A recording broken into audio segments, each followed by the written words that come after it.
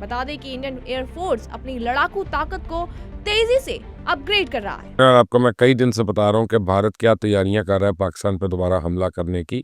हसन निसार साहब, इसी बात को आगे लेके चलते हैं। आपके ख्याल में इस बेहिसी की वजह क्या है? इस वक्त भारत से खबरें आ रही हैं कि पाकिस्तान के अंदर पैनिक फैल चुका है। पाकिस्तान में इस वक्त खौफ तारी है और कहते हैं ना कि रन कांप रहा है। मुझे ये लगता है कि रनवे कांप रहा है।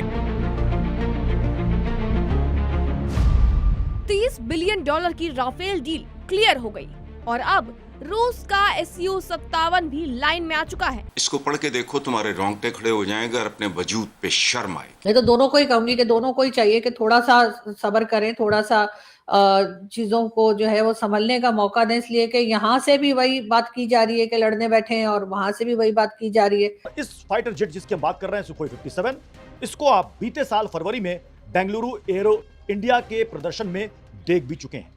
और सूत्र बताते हैं कि रक्षा मंत्रालय और भारतीय वायुसेना ने चीन के बढ़ते हवाई बेड़े को देखते हुए 5वीं पीढ़ी के फाइटर जेट की तत्काल आवश्यकता पर चर्चा तेज कर दी है। भारतीय तैयारे जो है वो सरहद के पास उन्होंने परवाजें शुरू कर दी हैं और अगले 3 दिन इंतहाई अहम हैं। भारतीय आर्मी जो है इस वक्त रेड अलर्ट पे है और इंडियन एयरफोर्स ने फिजाई मशकों के नाम पर LOC से लेकर राजस्थान बॉर्डर तक दोबारा परवाजें शुरू कर दी हैं और ये सिलसिला अगले 2 दिन तक जारी रहेगा। पूरी दुनिया हमें मोहतात रहने का मशवरा दे रही है। स्कूल कॉलेजेस में कुछ और बताया गया और ना बताया गया और ये जरूर कहा जाता है कि जी भारत अटैक कर देगा या भारत खा जाएगा। तो आज भी मैं एक इंडियन टीवी पे थी तो वो कह रहे थे कि क्या पाकिस्तान में डर का माहौल है, क्योंकि ये चीजें तो हम हमेशा से ही सुनते आ रहे हैं। शुरू से पाकिस्तान बनने से लेकर आज तक जितने भी लोग हैं वो उन्होंने ये जरूर सुना होगा कि भारत अटैक कर सकता है या भारत से हमें कोई खतरा है।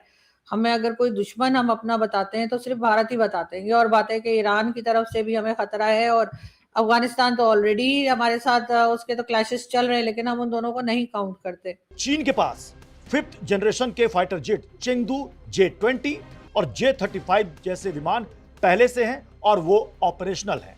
और चीन ने पाकिस्तान को ये जेट भी देने का वादा किया है।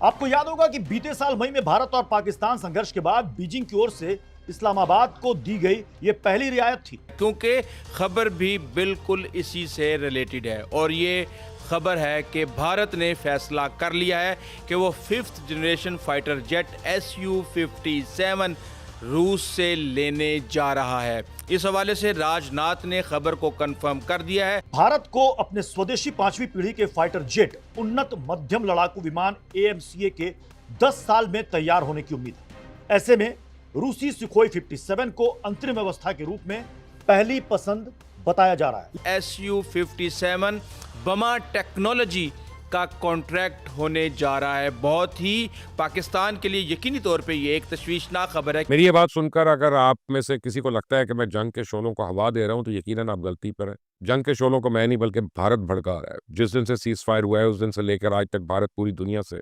मुसलसल असला खरीद रहा है। फ्रांस को 114 नए राफेल तैयारों का इंडिया ने ऑर्डर दिया है। पाकिस्तान ने नहीं, ये इंडिया ने दिया है। ये भारत है जिसने अपनी जंगी तैयारियों के लिए 70,000 करोड़ रुपया जो है मुख्तस कर दिया जिस दिन से सीज फायर हुआ है। हमारे वजीर दिफा तो ये कह रहे हैं कि हमें तो J-35 चाहिए ही नहीं, हमने तो अभी तक बात ही नहीं की। हमारे कुछ एयर कमोडोर्स ये कह रहे हैं कि पाकिस्तान तो J-20 लेगा, वो J-20 जो कि चाइना ने खुद अपनी फौज के लिए बनाया है, जबकि J-35 एक्सपोर्ट वर्जन है। ये है चीन के G-20 के जवाब में रणनीतिक मास्टर स्ट्रोक। बता दें कि भारतीय वायुसेना अब 36 से 40 रूसी SU-57 M1E stealth fighter jet खरीदने पर विचार कर रही है और वो भी तब जब 114 राफेल की मेगा डील को मंजूरी मिल चुकी है। और इस हवाले से हाई स्टेक नेगोशिएशंस चल रही हैं। चीन लगातार अपने चेंगडू J-20 बेड़े का विस्तार कर रहा है और ऐसे में भारत क्या इंतजार कर रहे या फिर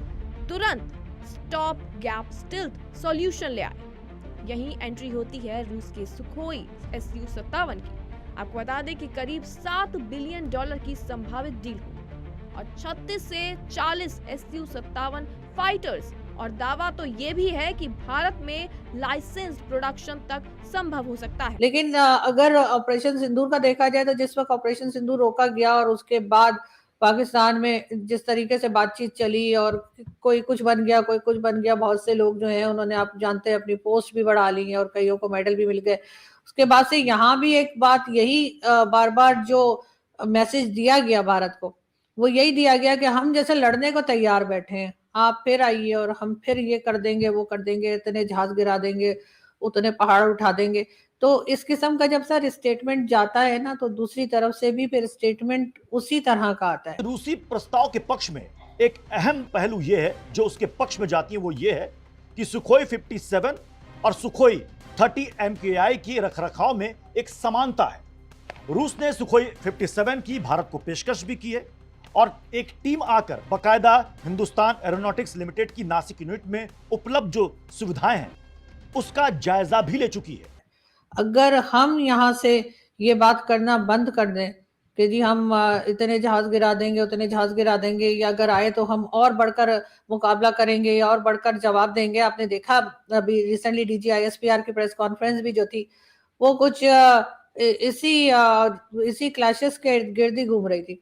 तो फिर दूसरी तरफ से भी सर इसी तरह की बात की जाएगी, जाहिर है वो भी यही कहेंगे कि भाई ऑपरेशन सिंदूर 2 भी हम करने को तैयार हैं, और अगर कोई किसी किस्म का टेरर अटैक हुआ भारत में तो उसके लिए पाकिस्तान को जिम्मेदार समझा जाएगा। ये तो उन्होंने पहले भी कहा था और यही बात वो अभी भी कह रहे हैं। तो दोस्तों, भारत अपने दुश्मन देश चीन और पाकिस्तान दोनों को एक और बड़ा झटका देने जा रहा है। जी हाँ, सही सुना आपने, क्योंकि भारत अब फ्रांस से 114 रफाल फाइटर जेट डील के बाद अब रूस के साथ भी 36 से 40 Su-57 को लेकर डील फाइनल करने वाला है। क्योंकि इस समय चीन के पास खुद का 5th जनरेशन फाइटर जेट है, जबकि भारत के पास 4.5 जनरेशन फाइटर जेट है। और इसी गैप को भरने के लिए अब Bharat 5th generation fighter jet के लिए 7 से 8 बिलियन डॉलर की एक डील रूस के साथ फाइनल करेगा, जिसमें भारत 36 से 40 Su-57 विमान खरीदेगा। दोस्तों, बताया जा रहा है कि इस समय चीन पाकिस्तान को 5th जनरेशन फाइटर जेट देने की बात कर रहा है, और अगर पाकिस्तान को चाइना से J-20 5th generation fighter jet मिलता है तो इससे पावर बैलेंस गड़बड़ा सकता है। और इसी गैप को भरने के लिए भारत ने अब फाइनली इस पर काम करना शुरू कर दिया है। इस डील के तहत रूस भारत को न सिर्फ इस 5th जनरेशन फाइटर जेट को बेचने की बात करने के लिए तैयार हो गया है, बल्कि वो इसके लिए भारत के साथ अपनी टेक्नोलॉजी भी शेयर करेगा। साथ ही साथ रूस की ओर से कहा गया है कि हम इन फाइटर जेट्स का प्रोडक्शन मिलकर भारत में ही करेंगे, जो भारत को आत्मनिर्भर भी बनाएगा।